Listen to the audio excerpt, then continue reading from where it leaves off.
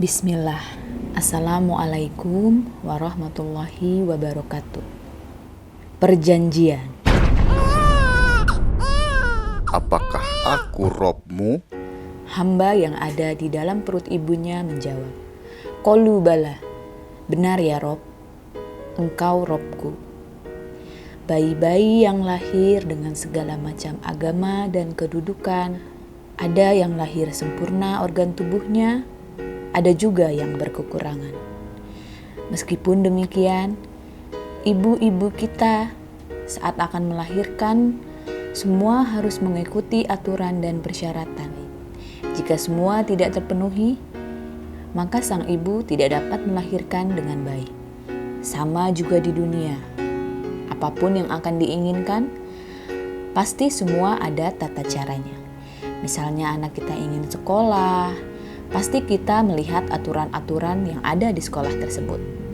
Beda sekolah, tentu beda juga peraturannya. Maka akan terlihat perbedaannya masing-masing. Dan pasti kita akan semaksimal mungkin untuk memasukkan anak kita ke salah satu sekolah tersebut. Walau terkadang keadaan ekonomi kita sedang dalam keadaan kurang mampu. Apapun akan ditempuh dengan cara berhutang atau sampai mencuri sekalipun.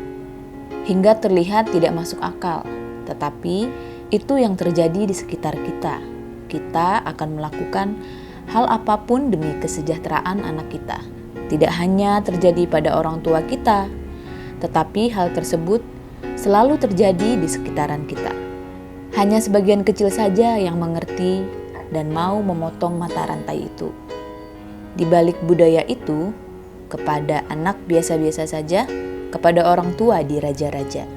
Barang siapa yang memperlakukan orang tuanya dengan istimewa, maka dia akan diistimewakan oleh Allah Subhanahu wa Ta'ala di hadapan manusia dan langit. Kita selalu bermimpi akan mempunyai rumah, mobil, kendaraan yang bagus, bahkan kalau bisa yang paling bagus di antara orang-orang yang kita kenal, seperti saudara, lingkungan. Mereka tidak peduli, walaupun dengan cara kredit. Yang penting terpandang dan berkesan wah. Anak-anak disekolahkan di sekolah favorit. Tidak peduli dengan agamanya, yang penting lulus, selesai langsung bekerja dengan gaji yang tinggi.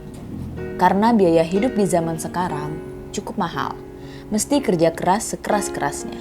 Jika ada waktu sedikit, maka lebih dahulukan hal yang terpenting dahulu. Yang masih ditunda, alangkah baiknya kita tunda terlebih dahulu.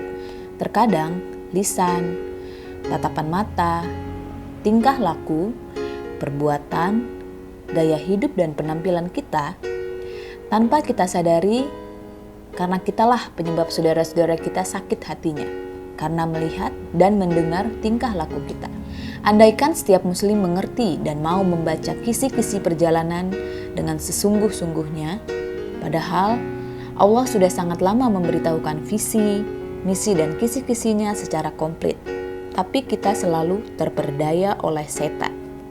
Subhanallah, kata-kata mutiara dari manusia diagung-agungkan, sementara bonus-bonus dan hadiah-hadiah dari manusia dikejar sedemikian rupa, seolah-olah akan terjadi sesuatu yang besar jika mendapatkannya, dan akan merasa kecewa yang sangat luar biasa jika tidak bisa mendapatkannya.